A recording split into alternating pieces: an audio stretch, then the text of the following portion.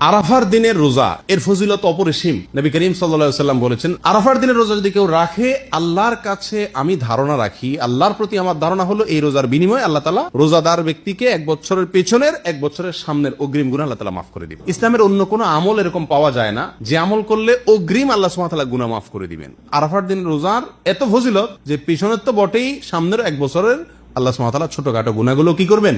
মাফ করে দিবেন। অতএব আরাফার দিনের রোজা আমাদের সকলের রাখা উচিত। কিন্তু এই রোজা রাখতে গিয়ে একটা বিভ্রান্তির মুখোমুখি আমরা হই, একটা প্রশ্নের মুখোমুখি আমরা হই। সেটা হলো যে আমরা আরাফাতের দিনের রোজাটা বাংলাদেশে মানুষেরা কোন দিনে রাখবো? আমরা কি 9 তারিখে রাখবো নাকি 8 তারিখে রাখবো? কারণ হাজী সাহেবরা আরাফাতে যেদিন অবস্থান করেন সেদিন আমাদের দেশে 8 তারিখ হয়, চাঁদের কি থাকে? 8 তারিখ থাকে। তো আমরা কি হাজী সাহেবরা আরাফাতের মধ্যে অবস্থান করছেন সেদিকে তাকায় 8 তারিখেই রাখবো, নাকি হাজী সাহেবরা সৌদি আরবে যেহেতু 9 তারিখে আরাফাতের ময়দানে অবস্থান করছেন, অতএব ওই 9 দিকে তাকে আমরা 9 তারিখে রাখবো? এটা নিয়ে একটা ধোঁয়াশা, একটা প্রশ্ন আমাদের ভেতরে কমবেশ আছে।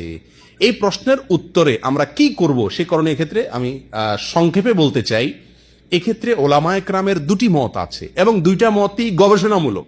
এর কোনোটাই কোনো হাদিস থেকে স্পষ্টভাবে সমর্থিত না, বরং উভয় মতই যার যার বুঝ এবং গবেষণা লব্ধ। কোনোটিকেই সঠিক বা ভুল এটা বলা বুদ্ধিমানের কাজ হবে না। অনেক ওলামায়ে কেরাম বলেন, আমরা হাজী সাহেবরা আরাফাতের ময়দানে যেদিন অবস্থান করবেন, পৃথিবীর সকল প্রান্ত থেকেই আমরা হাজী সাহেবদের ওই অবস্থানের, আরাফাতের অবস্থানের দিনেই কি রাখবো? রোজা রাখবো। এটাই হলো আরাফাত দিনের রোজা। যদি সেদিন কোনো দেশে ঈদ না হয় তাহলে আমরা রাখবো, সেটা আমার দেশে 8 তারিখ হোক 7 তারিখ হোক, দেখার দরকার নেই। এটা হলো অনেক ওলামায়ে কেরামের মত। অনেক ওলামায়ে কেরাম বলেন না, আমরা 9 তারিখে রোজা রাখবো আমাদের দেশে, সেটা হাজী সাহেবদের আরাফাতে অবস্থানের পরের দিন হয়, অর্থাৎ এদেশে সৌদি আরবে ঈদের দিন হয়, ওই দিন আমাদের দেশে 9 তারিখ, আমরা 9 তারিখে রাখবো। কেন?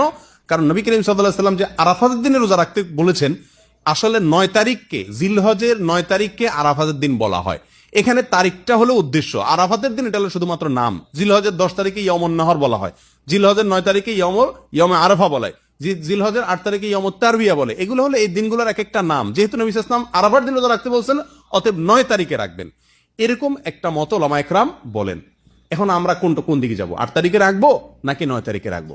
আমি বলি, যেহেতু কোনো মতের পক্ষেই সুস্পষ্ট কোনো হাদিস নাই, অতএব আমাদের জন্য সবচেয়ে যুক্তিসঙ্গত হলো দোনো দিন রাখা, 8 তারিখে এবং 9 তারিখে রাখা। কারণ জিলহজের 1 থেকে 9 তারিখ পর্যন্ত এর প্রত্যেকটা দিনই আমাদের কম বেশ রোজা রাখার চেষ্টা করা উচিত।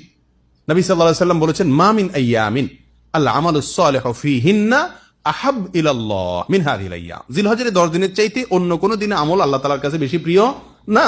এই জন্য ওলামায়ে কেরাম বলেন যে এই 10 দিনের